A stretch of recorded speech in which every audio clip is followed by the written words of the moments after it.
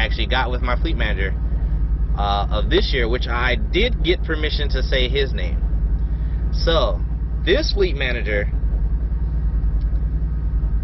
is my second lease fleet manager. He was nothing but, he's probably the only regret I have from leaving Prime, or the only two regrets I have from leaving Prime, is you guys, all the people I've met at Prime, like, because Prime is a family. It's my biggest regret about leaving. And two will be him. Now this fleet manager, his name is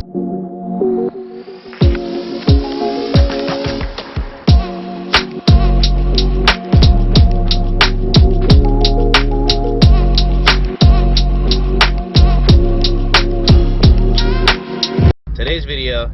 We're going to be talking about one of the reasons that led up to me leaving Prime, and that was fleet managers. The fleet managers at Prime Inc. So, let me start by saying this. I've had a total of 3 fleet managers at Prime.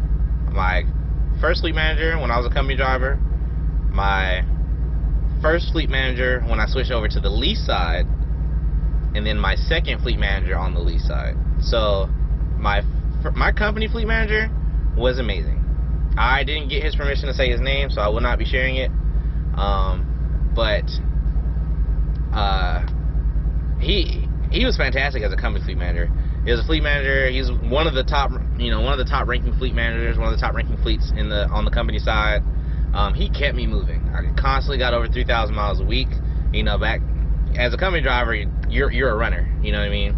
So constantly 3,000 miles every single week, if not right there, 2,900. I consistently had a check that was over $1,200, $1,300 every single week. Obviously for people who take taxes and stuff, different home lifestyles than myself, obviously that's gonna be, it's gonna be a little different for you. People with children and stuff like that. I was single, not married, no kids. My bills were extremely low at the time. I think I had a car payment, my car insurance, and my phone bill, and that was all my bills for the month, and keeping myself alive on the truck. So I lived well below my means when I was a company driver. So $1,300, $1,400 a week, and I was coming from a job where working in the office environment, when I was making $600, $700, $800 every 2 weeks. You know what I mean? It's completely different. So, first company fleet manager, fantastic dude. I loved working for him.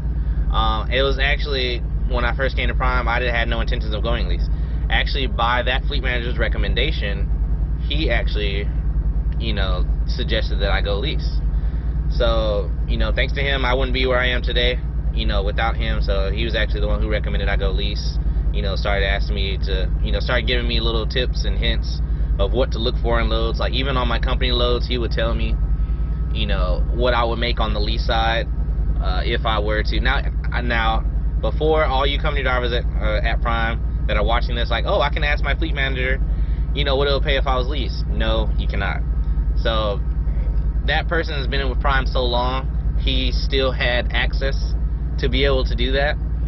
That's not a common white thing. And if it is, I don't know. But if it's, to my understanding, it is not.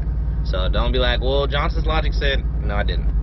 Anyway, he started giving me tips and hints on like, hey, and I would start asking him. I'm like, hey, if we had a lease conversation, he gave me this load. If I was on the lease side, what kind of money could I make on the lease side if I was taking this exact same load I was on?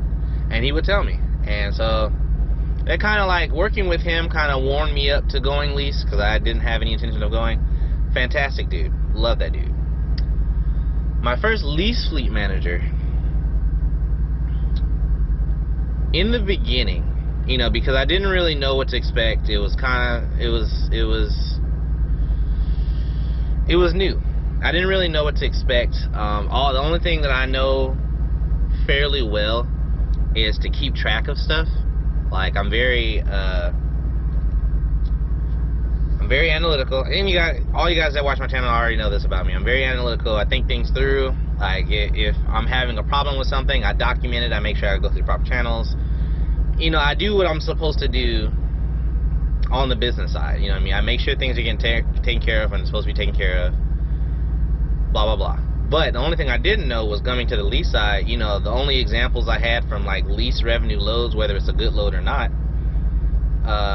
was, you know, just the loads that those last couple company driver loads that I took, was just learning from them, like, okay, well, this paid this much for this many miles, you know. So then when I came to the lease side and I was getting these loads, you know, they seemed different, but also at the same time, I don't know if you guys remember, when I actually started, this period when I actually switched to lease was the time I actually started my YouTube channel.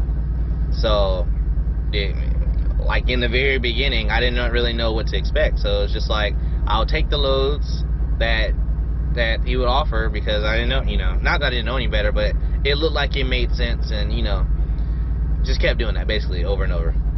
I'm also not going to say his name, because I haven't spoken with him since I no longer have been on his board. But you know, I didn't really have a frame of reference. You know, like I said, I was training at the time, then I switched to solo, then I got another student, I switched to solo again, got another student, all under the guise of or his tutelage, like under his fleet umbrella.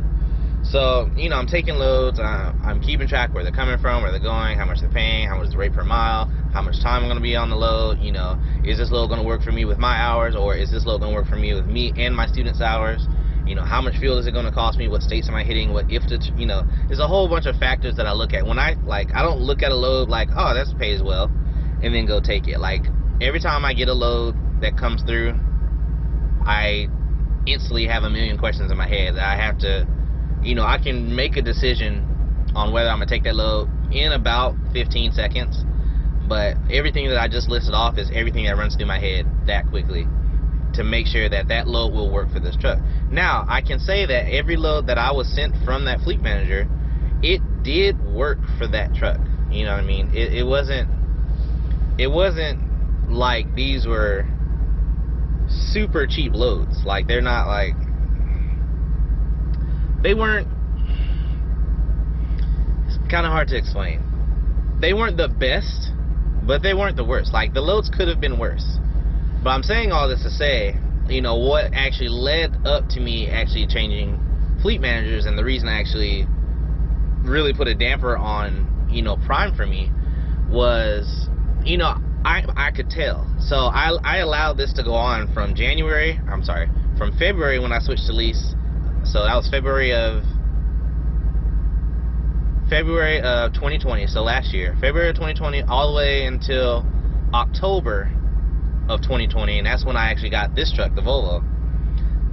So I compiled data for that long to be like, okay, and I called him one day, and I'm like, hey, we need to have a talk about my revenue. Now, keep in mind, we've had this revenue talk three times throughout the year, and I had dates and documentation of Qualcomm messages I sent and emails. Like, I had documentation of each time we've had this revenue, this you know, expectations meeting that I was set with him. Like, hey, I would like to be making this amount, and this, it's not, you know, it wasn't an exuberant amount. It was just like, hey, I'm here, I feel like we can go a little bit higher, especially me being a trainer. I feel like, you know, I'm sitting a lot, blah blah blah blah. Anyway, this is what really put a damper on Prime for me, and what really had me pretty upset with this fleet manager. So I finally, you know, in October when I got this truck, you know, I switched everything over, but the same day that I signed for this truck, I actually requested a meeting with my fleet manager and the supervisor. I'm like, you know, I can only have so many meetings without, you know, any results. So I actually requested to talk to the supervisor, and, you know, I had my spreadsheet. I made my own spreadsheet for Prime specifically. Travis Kinley, Prime driver, FaceTime video. Sorry, y'all. I'm making a video. I'll call you back. I'm making a video. I'll call you back. What? I'm not even gonna cut this out of the video. Like, you can literally see me make a video right now. Let me see everybody real quick. No, like, I'm not live. I'm just recording on my GoPro. Let me see.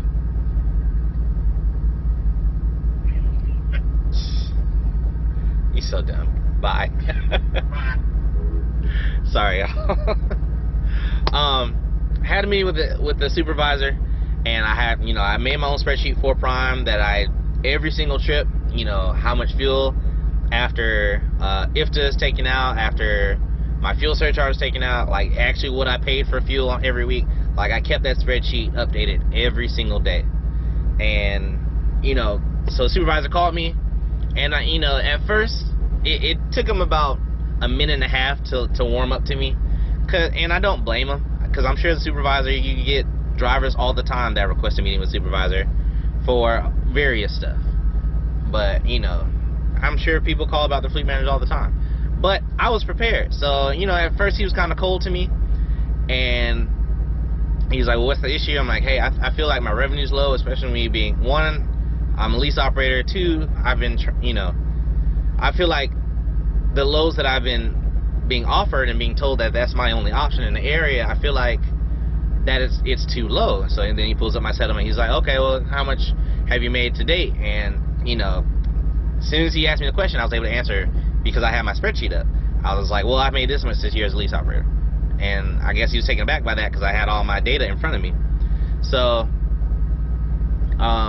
she's like, oh, okay, well, so after everything, after all your expenses and stuff, you know what your net income is. And I'm like, and I gave it to him. He's like, okay.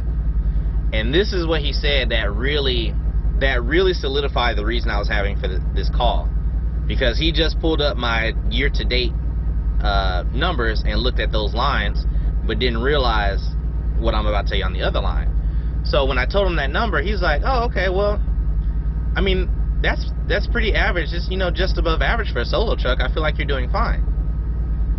And I'm sitting there, I'm like, for a solo truck? Like, I'm not a solo truck. He was like, what do you mean? I was like, sir, I've been training all year. He's like, you're a trainer? I was like, yes, sir. So then he did the calculation on my settlements and realized that I've been training 87% of the year from February to October. Well, since I was leasing, I was a trainer 87% of that time period. And so once he saw that, he's like, okay, I see exactly what the issue is. And he's like, do you mind sitting on the phone with me? I'm going to have a conversation with your fleet manager, and I want you to sit in on it. At that particular moment, my portion of the phone call was over, because he tore him a new one. They went back and forth about certain decisions that he made that could have been made better, and blah, blah, blah. And another big thing about team trucks for Prime drivers is going to California. If you're a team truck, unless you specifically tell your fleet manager, I'm not going to California. If you're a team truck, you're going to California. Last year, I went to California a total of 3 times from February to October, which is a huge no-no. You know what I mean? So, they were going back and forth about, why he did this, why he did this, what's the reason for this, why would you not do it this way? It was like a good 30, 35 minutes. So then he's like, all right, this is what I'll do for you. I understand your issue now. This is what I can do for you. If you want to stay with your fleet manager, then, if you want to give him a second chance, you by any means, go ahead and do that. Or I can go ahead and get you with a new fleet manager.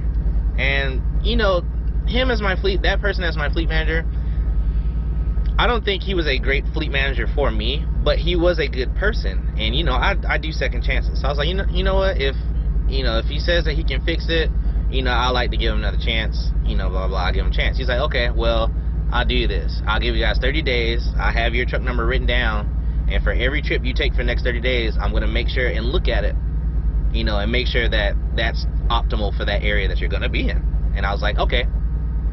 So I ended up only staying with him for another 2.5 weeks because I went out in the Volvo, and then I had to come back for some warranty work for the leasing warranty. Anyway, so he ran me out and then came back. So those 2 weeks that I was out were the best weeks I've ever had as a trainer at Prime.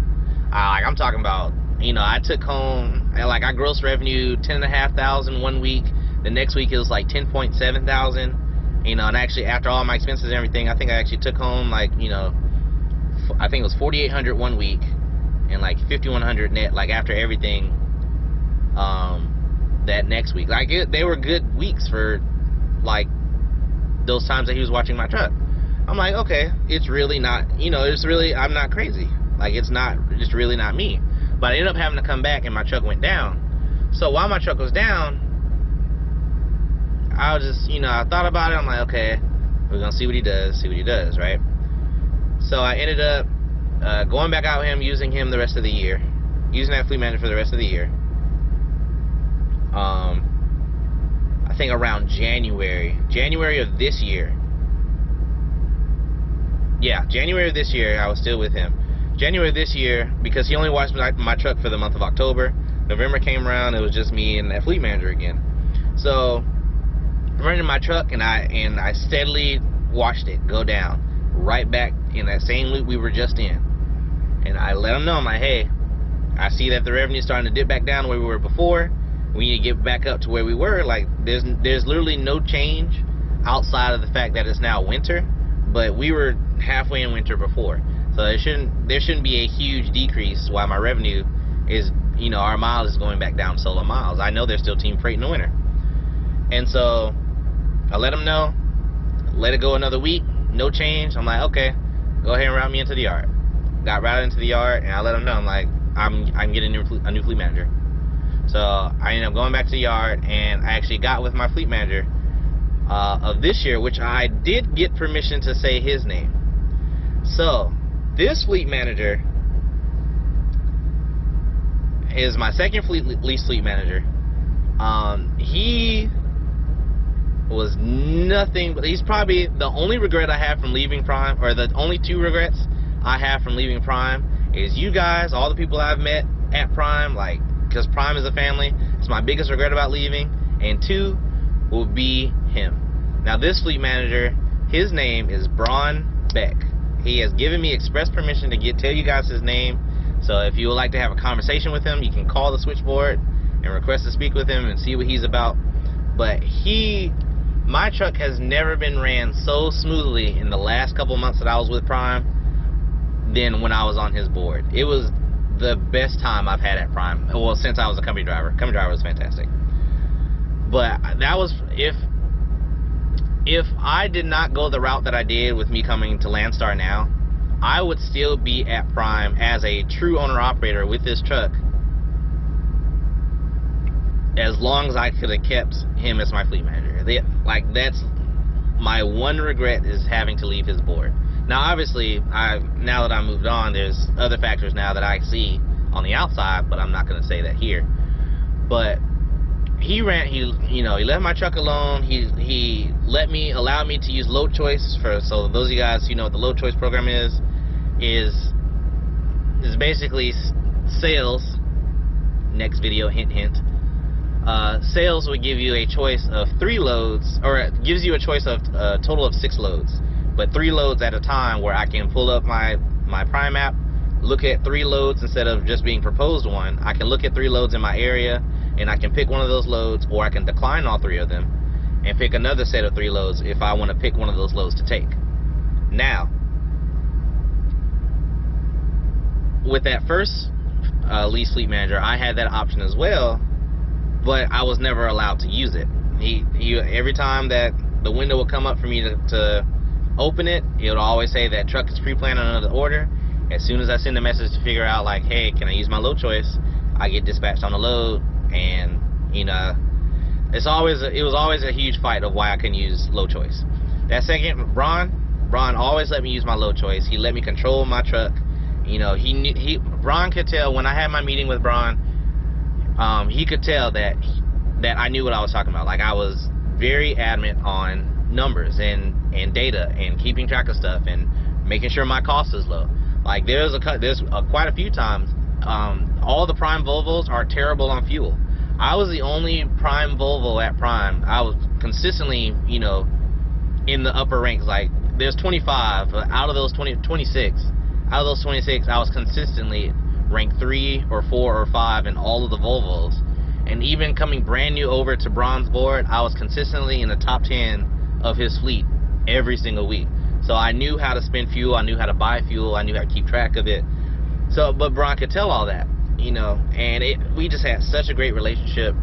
But I said all that to say, and the reason for one of that being the main factors, that first fleet manager left such a bad taste in my mouth. And it probably wasn't his fault. I'm not blaming him. But the fact of the matter is, it did still happen, you know. Now, and that's something I can say with that first lease fleet manager. Goodness, with that first lease fleet manager, I can say, made me lose my train of thought. Anyway, it's just with fleet manager. Oh, that's what I was gonna say. So with that first lease fleet manager, just the way that he ran my truck, there's another one of YouTubers that you guys follow. I'm not gonna say his name because then you're probably gonna ask him who his fleet manager is. I'm not trying to get into all that.